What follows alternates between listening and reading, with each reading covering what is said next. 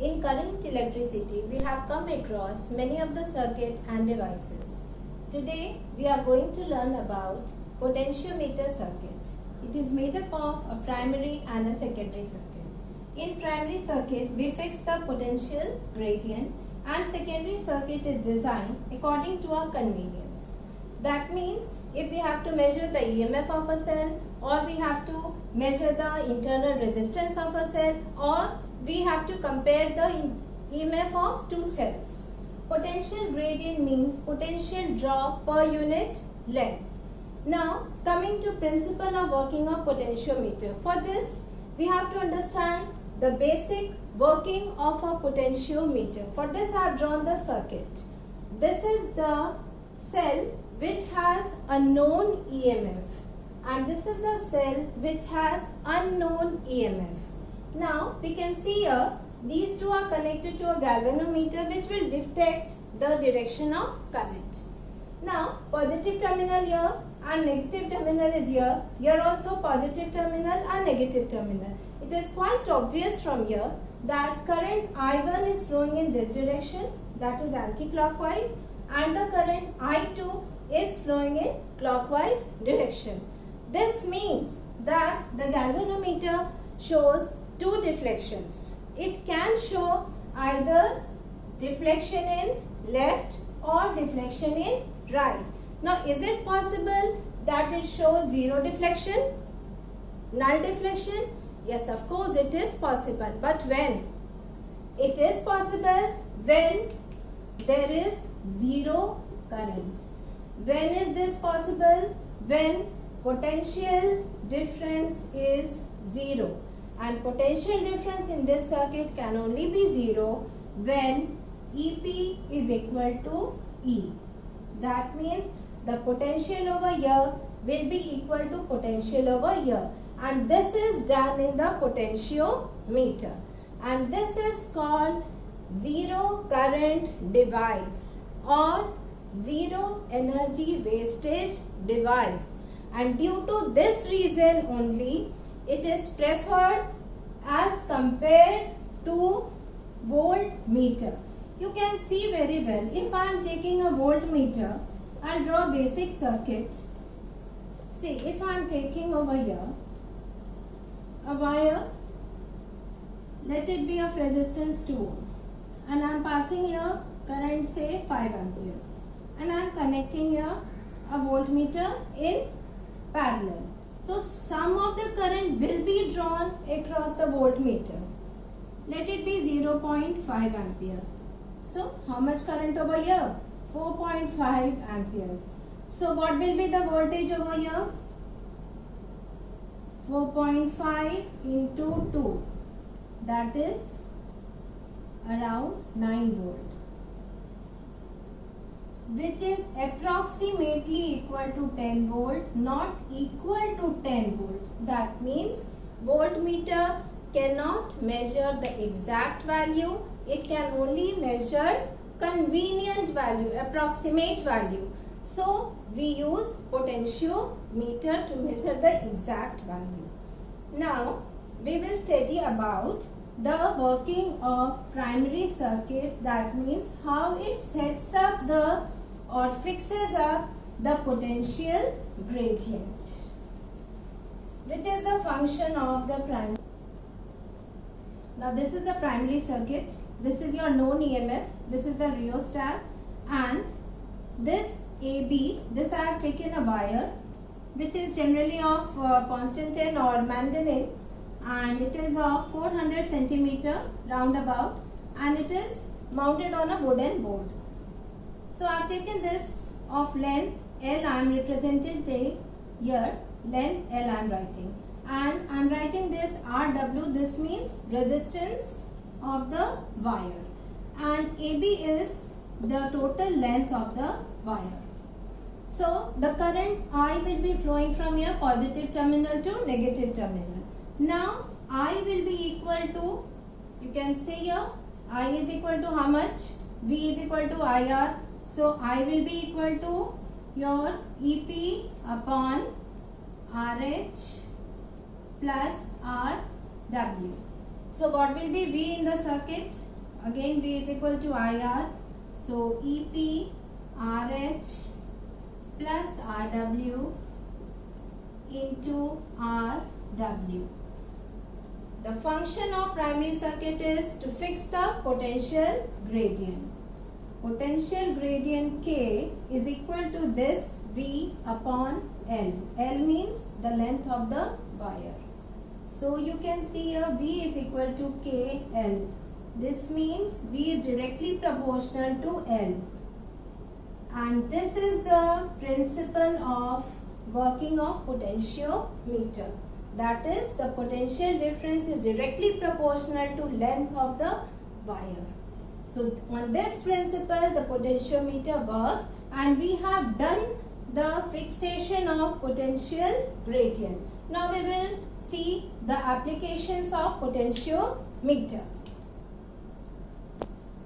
So first application is the measurement of EMF of cell. You can see this is the primary circuit as we have studied here. This is your known EMF, and now we are using this secondary circuit. In this secondary circuit I have taken one unknown EMF. Here the galvanometer is attached, and this is called the jockey key. This is the jockey key. You can see over here. Now what I will do here, first of all I am taking this jockey key at, you can see I am doing here, I am taking this jockey key over the first end over here. I am pressing the jockey over here. Now what will happen here? See this circuit, only this circuit. So the current is flowing over here in this direction. From here it is going in this direction. That means the deflection in the galvanometer will show in one direction. Now if I am taking the jockey over the next end B, here I am taking over here, then this whole potential drop is very much greater than this. So the deflection will be on the opposite direction. If it has gone from left to right, that means somewhere it has crossed this 0 point. That means it has crossed this null deflection. So our job is to find this null deflection. How do? We press the jockey on this wire and we search that null deflection. We have to find that balancing length. Then we will see that this potential will be equal to this potential. So by pressing the jockey, we do it very gently. We find that balancing length. And two things are very important to note down. These questions are asked in Viva also, because some children find difficulty that they say, ma'am, there is only one deflection, galvanometer is so showing one deflection, or both the sides I am pressing the jockey and galvanometer is showing one deflection. So the cause is the plus terminal, positive terminal and positive terminal, both should be connected here. See, they should be connected together. This is a minor mistake which children do.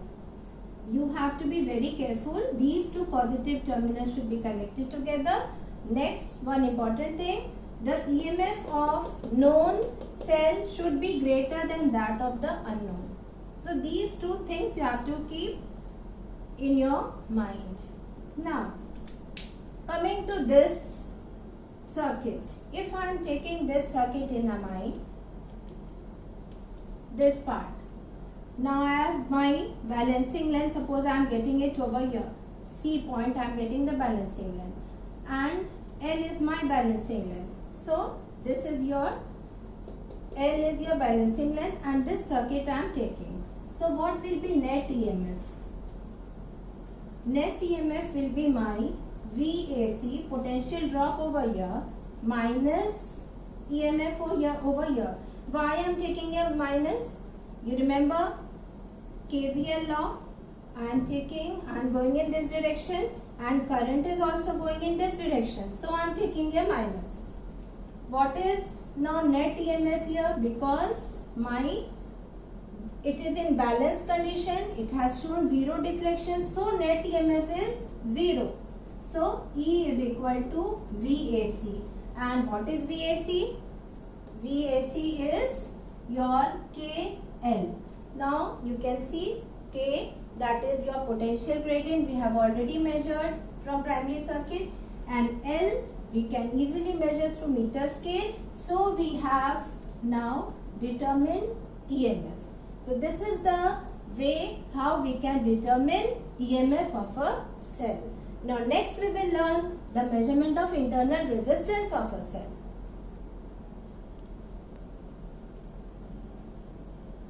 Now measurement of internal resistance of a cell. This is the primary circuit, and in the secondary circuit I have taken a cell whose internal resistance I have to measure. This internal resistance I have to measure. Now I have attached here a resistance box. So initially I am taking infinite resistance from the resistance box. That means I have introduced an air gap. So if I have introduced an air gap, that means no current over here. If no current is over here, the same way I will be introducing here. That means I will be pressing the jockey over here and finding the balancing length. And I will be getting here E is equal to KL1 as I did in the previous one. So first equation I am getting E is equal to KL1. Second step, I am taking some resistance from the resistance box. And now again I am searching the balancing length on this resistance wire. So here the potential drop will be V is equal to KL2. I will get the different balancing length over here.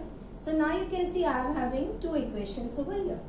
So on dividing, E upon V equals to L1 upon L2.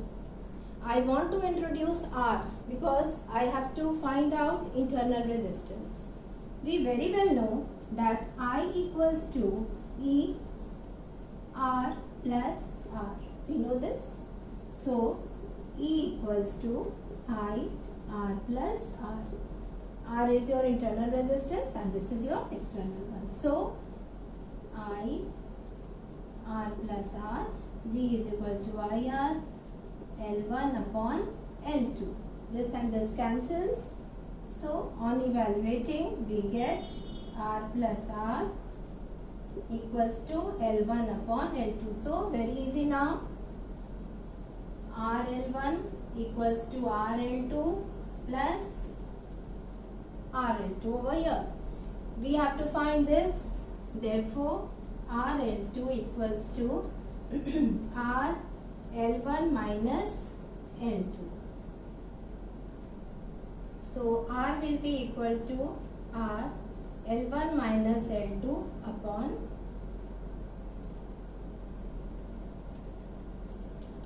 space over here, so I am writing it over here. R equals to R L1 minus L2 upon L2, or you can also write like this: R equals to R L1 upon L2 minus 1. So this is the formula for internal resistance of a cell. Now last application is that we will see here is measurement of EMF of two cells. Now let us come to that. So in the comparison of EMF of two cells, I am taking here two cells E1 and E2 and two keys over here K1 and K2. In the same way, if I have to measure the EMF of E1, first what I will do, I will close the key1 and I will open K2.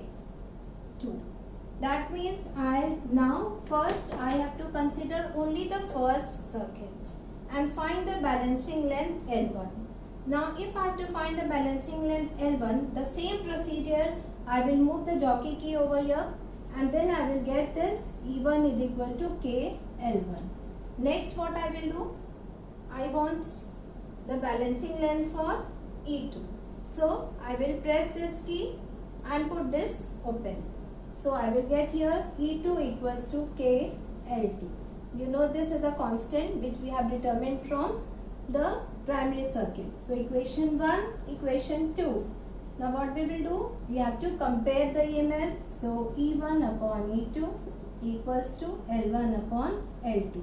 L1 and L2 we can easily measure from here and we can compare these two very well from this equation. So I hope you understood this topic very well. This is the potentiometer. It is very advantageous because it measures the exact value without energy loss. There are the 3 applications, and in lab also we can handle it very properly and carefully. This is very important experiment also, and for Viva also we can learn the questions, and if you want I can prepare a Viva lecture also for you. Okay, thank you, children.